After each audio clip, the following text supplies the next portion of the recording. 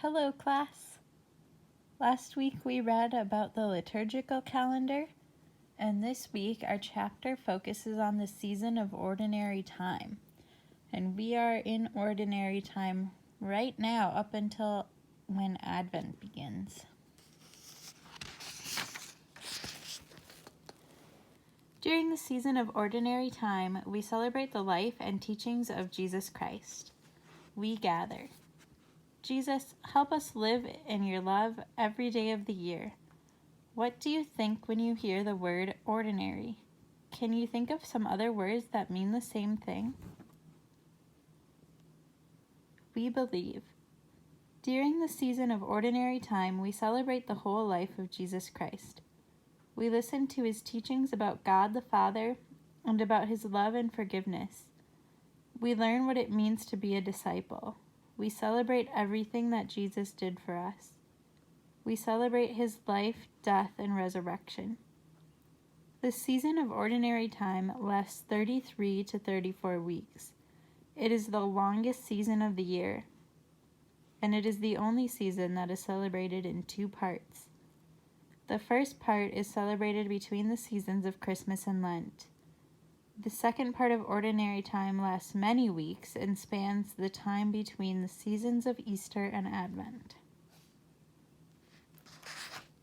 Ordinary time does not mean that every day in this season is just an ordinary day. It is called ordinary time because the weeks are ordered, or named in number order. For example, the first Sunday in ordinary time is followed by the second Sunday in ordinary time, and so on. During ordinary time, one of the Gospels is also read in number order, chapter by chapter, so that we learn about the life of Jesus. There are 4 Gospel writers, or evangelists: Matthew, Mark, Luke, and John. Each year, at the Sunday and weekday Masses during ordinary time, we hear one of the Gospels of Matthew, Mark, or Luke in its entirety. So it takes 3 years to read all 3 of these Gospels. Then the cycle starts over again. The Gospel of John is not usually read at Mass during ordinary time. However, it is read during the other seasons of the year. When I was in school, someone taught me, one of my teachers taught me the rhyme, Matthew, Mark, Luke, and John, bless the bed that I lay on.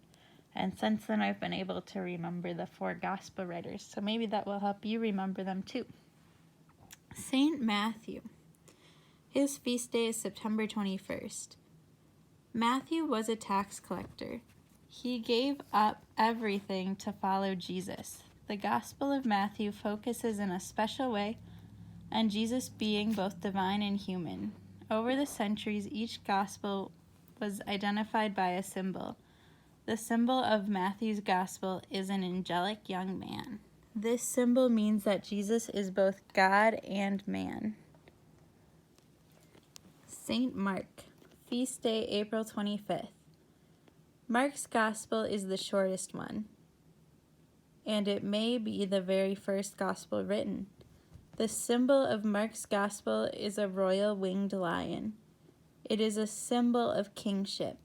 Mark's Gospel has many references to Jesus as the King who has come to bring his kingdom to us. Saint Luke, feast day October 18th.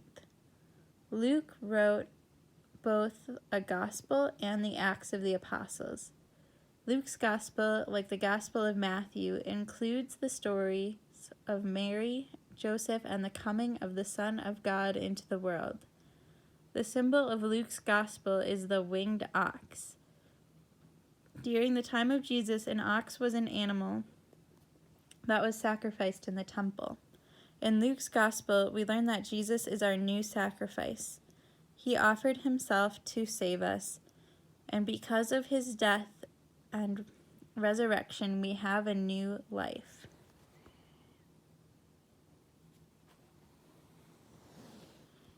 Saint John, feast day December 27th. The evangelist John wrote a gospel that is very different from the other 3 gospels. The symbol of John's gospel is an eagle. An eagle can see from very far away, and it carries its young on its wings. An eagle can soar up high, up to the heavens. The Gospel of John helps us see God's plan lived out in Jesus' life, death, and resurrection. Like an eagle, the risen Christ carries us to God. Our song for the week is based on one of the most famous gospel quotes, which actually comes from the Gospel of St. John.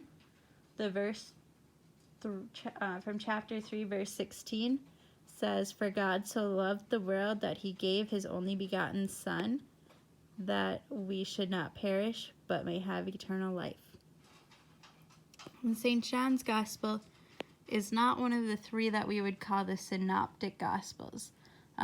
His style is just quite a bit different from Matthew, Mark, and Luke. We respond. The evangelists spread the good news of Jesus Christ. So too, each of us is called to be an evangelist.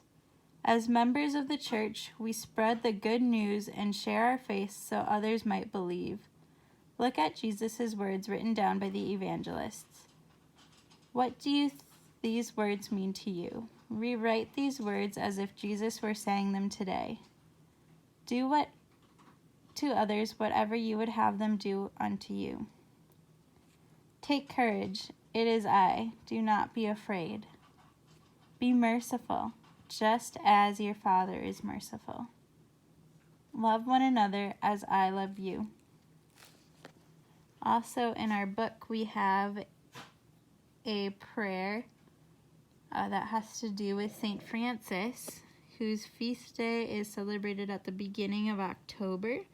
Sometimes churches will have the blessing of the animals on his feast day because he really loved animals. That's all for this week. Have a great fall break.